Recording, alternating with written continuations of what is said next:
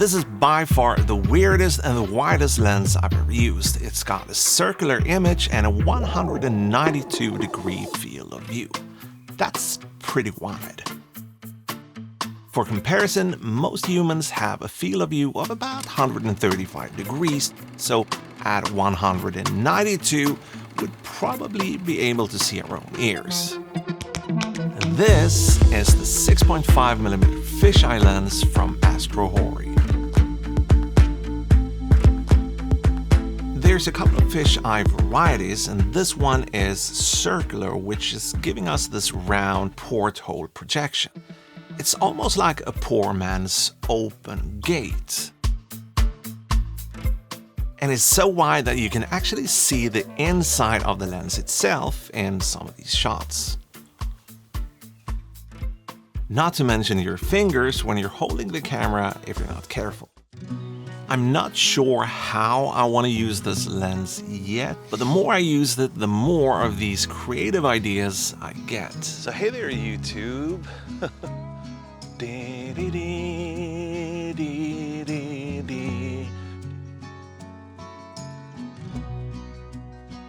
The build quality and the finish is actually pretty impressive, and I personally kind of like how this lens looks. It's almost got this industrial look to it. It's got an all-metal construction with mechanical focus and aperture rings, and the aperture ring actually sits up front, which I kind of thought was a bit weird until I actually tried the lens and realized why. Checking for boogers. It's not what I wanted to show you. So I just wanted to show you the aperture ring and the focus ring here, and it kind of makes sense because if you're changing the aperture while shooting, you will get this beautiful hand, but not necessarily what you want in every frame. So yeah, focus ring back here, and well, I mean, you can adjust focus and barely clear the lens, but it's not easy. Now, the minimum focus distance is about 20 centimeters or 8 inches. Because it's so wide, you can only focus to about 1 meter, and beyond that, everything is going to be infinity focus, basically. And this actually makes it pretty easy to use, even if I did manage to mess it up a couple of times when shooting here in this underground station, for example.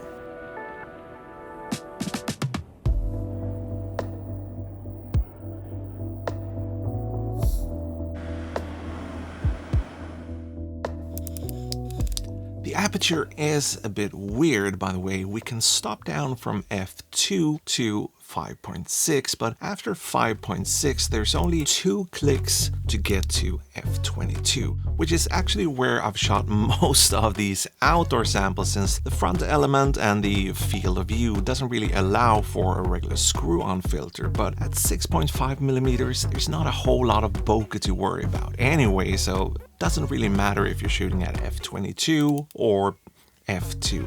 Well, I guess diffraction comes into play, but on a lens like this, I don't know if I'm really looking for clinical sharpness. So there's not going to be any bokeh test or anything in this video, but actually the amount of distortion combined with the massive field of view will help your subjects to stand out a bit.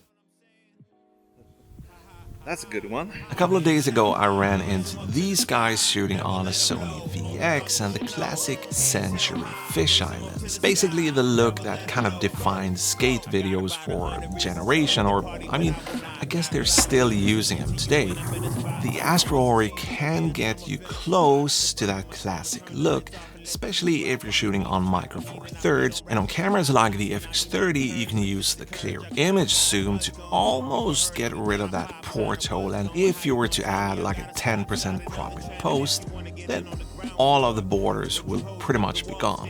Now, I'm not gonna bring out the test chart for this one, That one stays over there in this video, but overall I think it's actually pretty nice and sharp, even if some shots may look a bit soft, but that's mostly on me and me being kind of an idiot and assuming the lens was still set to infinite focus. There's quite a bit of vignetting and distortion galore, obviously, and sometimes you might be able to spot some purple fringing here and there, which is actually pretty common or typical for most fisheye lenses. But overall, it's actually pretty solid, even without considering the price of this little nugget. Now, this here isn't gonna be a lens for everyone. As a matter of fact, I had something good. I think it was, if you're a creative person who likes to experiment, it's a pretty fun and unique lens to add to your kit. Yeah, exactly. So once you start to kind of get the hang of how everything works, you're probably gonna end up looking for excuses to use the lens. Yeah. Anyway, the lens is available for a whole bunch of different mounts, including Canon RF, since it's a manual lens. But I'll put links to all the available mount options down below if you want to go ahead and pick one of these up. And with that said, I think it's time to say thank you and goodbyes.